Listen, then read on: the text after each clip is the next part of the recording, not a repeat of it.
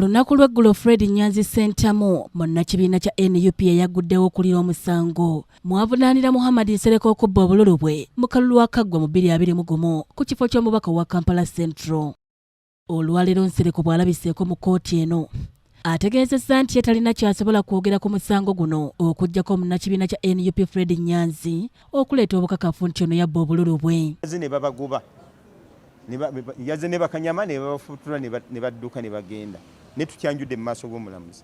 However, ye engeri yatalina maanyi g'abantu era yazze bannamunigina kyewuunyisa mu musango guno ogulindiriddwa bannamateeka bonna abanna-Uganda ebyaliwo yagamba yayina amaaso ge buli wamu wonna wonna kubanga talese mujurizi kitegeeza nti no alinga agamba nti yali buli wamu.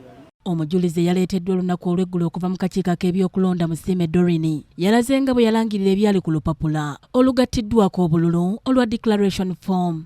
Omubaka Mohammed Nsereko agamba nti singa Fred Nyanzi alemererwa okukakasa kkooti eno ayagala musasula ensimbi ze zonna z'asaasanyiza mu musango guno.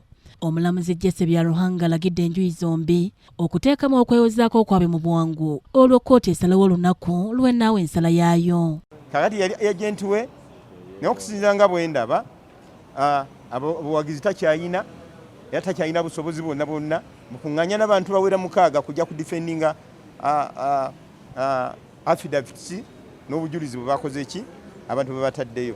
Mohammed Nsereko yalangirirwa ku buwanguzi ku kifo ky'omubaka wa Kampala Central nga yafuna obululu omutwalo gumu 6 mu 1998 ate ye Fred Nyanzi Ssentamu wa NUP n'afuna obululu omutwalo gumu 15 mu 1975.